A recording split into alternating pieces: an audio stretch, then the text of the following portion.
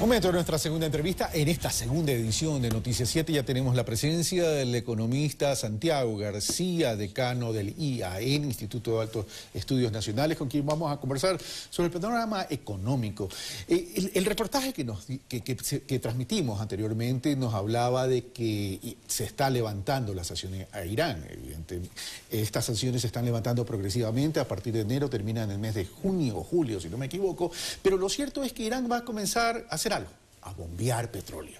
Y esto significa que va a haber más oferta de petróleo, lo cual va a tener un impacto en el precio de este. Por tanto, el precio del petróleo seguramente va a disminuir más aceleradamente de lo que ya ha venido disminuyendo. Y esto significa impacto en las economías globales, y Latinoamérica y el Ecuador van a sufrir también este impacto. Santiago García, muy buenos días. Hecha esa introducción, significaría entonces que menos recursos para la economía ecuatoriana, lo cual significa que de una u otra manera habría que financiar inversión pública. Me refiero a inversión productiva, no me refiero al gasto corriente, hago esa aclaración, a efectos de poder apuntalar en algo esa estimación de crecimiento económico que tanto la CEPAL, el Fondo Monetario y el propio gobierno están realizando. ¿Qué tan factible es poderlo neutralizar? Bueno, me parece que ese precisamente es el gran reto que tiene la sociedad ecuatoriana en estos momentos frente al estrangulamiento, así lo llamamos los economistas, al problema externo, ¿no? Estamos frente a un duro golpe que nos viene desde el exterior. Todas las materias primas en realidad han bajado de precio, lo cual nos pone en una situación muy vulnerable frente al exterior, más lo que de alguna manera se viene discutiendo en América Latina en general y en Ecuador en particular, toda la revalorización del dólar frente al resto de monedas, todo el problema que significa las tasas de interés internacionales. Entonces pinta un contexto muy complicado, muy duro para América Latina y para el Ecuador. Ok, pero, y todos coinciden que el 2016 va a ser muy duro y que el 2017 a lo mejor también, porque recordemos que además hay elecciones en el caso ecuatoriano. Pero vamos a lo siguiente. El presidente de la República, en la entrevista del martes pasado que tuvimos en este programa especial de cara al futuro, ya anunció financiamiento. Es decir, que tenía asegurado el financiamiento para el 2016. ¿Esto va a ayudar al crecimiento económico?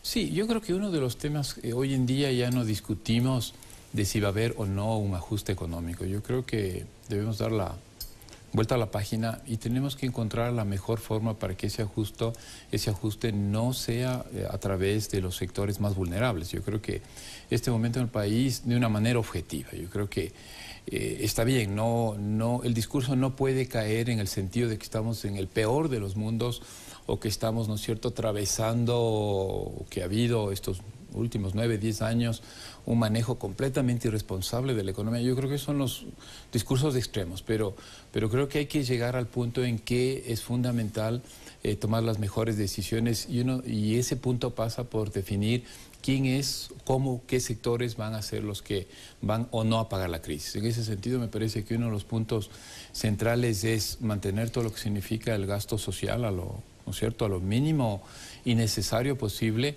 Me parece que la variable de ajuste también ya entró y ya lo hemos visto en el 2015, una reducción de la inversión pública, lo cual va a hacer que se contraiga la economía más de lo que se espera que se contraiga. Entonces, creo que el punto es encontrar, y lo que es muy difícil en una sociedad precisamente es un cierto equilibrio, llamémoslo así, de alguna manera, para que hagamos lo necesario para que esto no sea extremadamente doloroso para quienes menos lo tengan y que no sea muy largo en el tiempo. Yo creo que la experiencia europea nos debe llamar la atención. Yo escucho a muchos colegas analistas, pero van por el lado liberal. Aquí viene un ajuste durísimo y eso no creo que debe hacerse. Pero vamos a lo siguiente. Aquí tenemos una posición del gobierno nacional, una posición de los sectores de la oposición política y en medio el sector productivo nacional, me refiero al privado, evidentemente, en que está alerta a lo que se pueda desarrollar de parte del propio gobierno en términos de política.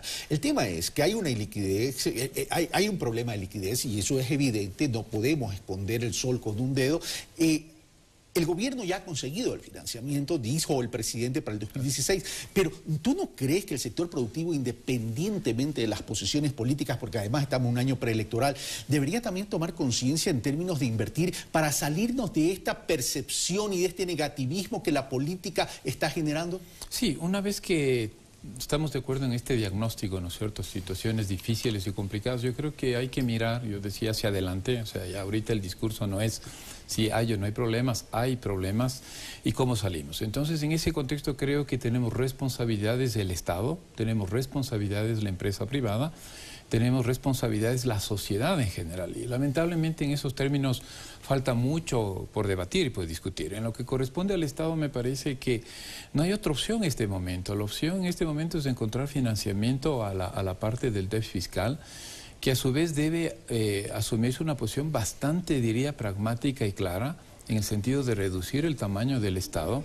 pero no de una forma absoluta. Yo creo que ahí viene un punto central, lo que se ha venido diciendo en los últimos años es, hay que mantener la capacidad regulatoria de un lado. No se puede perder, ¿no es cierto?, todo lo que se ha caminado en términos de regulación, porque evidentemente estamos en un contexto complejo, pero creo que la lección que deberíamos haber aprendido acá es que además de la regulación ha faltado también entrarle con mucha fuerza al tema de promoción. Yo creo que ahí yo hago una crítica en el sentido de que está bien, yo personalmente coincido en la necesidad de regulación para economías desiguales, inequitativas como la nuestra, en donde hay presencia de oligopolio y monopolio, pero también queda la lección de la necesidad de promoción, y eso significa una fuerte reforma institucional. Me parece que las instituciones nos hemos quedado por detrás de la necesidad de la promoción de un lado. Del lado privado, me parece que lo primero que hay que hacer es desbaratar el discurso catastrofista. O sea, si todos nos desesperamos y creemos que esto no hay salida,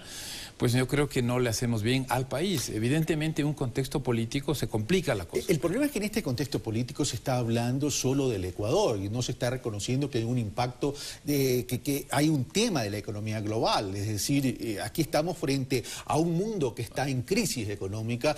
Sí, me podrán decir que Estados Unidos está en este momento, ha salido de la crisis, pero tampoco es que ha crecido tan aceleradamente. Y por eso también está tomando medidas de incrementar la tasa de interés de forma progresiva. Pero vamos a lo siguiente, el Ecuador también tiene problemas estructurales. El tema tiene que ver, por ejemplo, con el endeudamiento. A medida que seguimos endeudando, no es que el endeudamiento sea malo, pero el endeudamiento tiene que ser complementario a la inversión. Nos estamos acercando al límite del 40%. Todavía falta, pero el tema es que en la medida que nos seguimos aumentando, vamos a perder capacidad de maniobra. La inversión, ¿por qué no nos llega si hay competitividad sistémica? Estamos centrados, esa inversión está retenida, es básicamente por la polarización de la política ecuatoriana. Yo creo que hay que entender a la economía como un flujo, como un gran proceso, ¿no?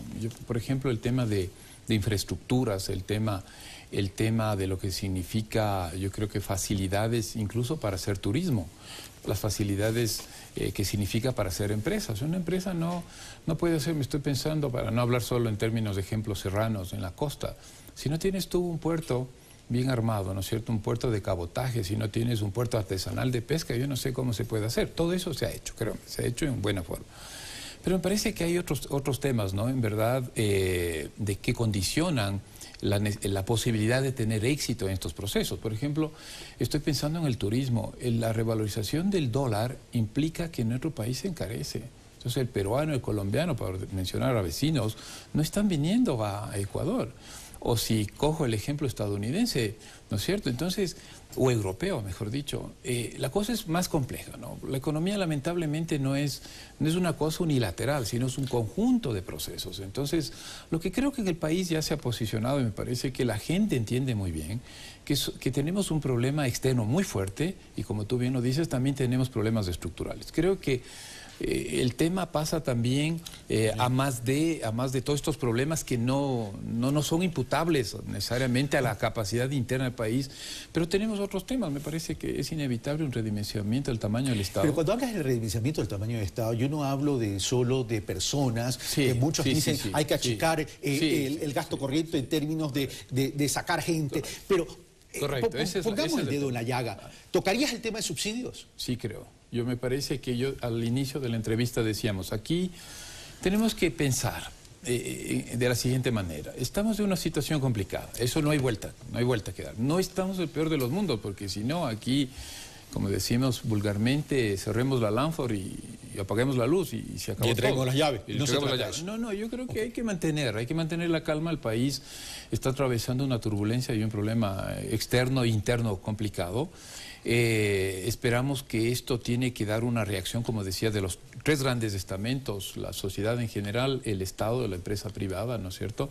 Entonces, en ese contexto me parece que si no queremos que el acento de este ajuste que ya lo estamos viviendo caiga en los sectores más vulnerables, me parece que hay que pensar y mirar el tema de los subsidios. Gracias, Santiago García. Con eso dejamos ahí para efectos de análisis y debate. Algunos dirán, sería un crimen eliminar ciertos subsidios. Yo no estoy hablando de los subsidios sociales, por si acaso, estoy hablando de los subsidios al combustible, porque en este momento tenemos que redimensionar las cosas y tenemos que liberar recursos casualmente para poder hacer inversiones en lo social. Entonces, en ese sentido, a debatir con mayor responsabilidad, a perder ese pesimismo y pensar que de los momentos difíciles se pueden encontrar oportunidades, y es responsabilidad de todos los ecuatorianos, públicos, privados, apuntalar a esa estrategia para salir y hacer frente a un problema mundial que sin duda ha tenido impacto en lo local. Nosotros hacemos una pausa y regresamos con los deportes con Don Diego Valencia.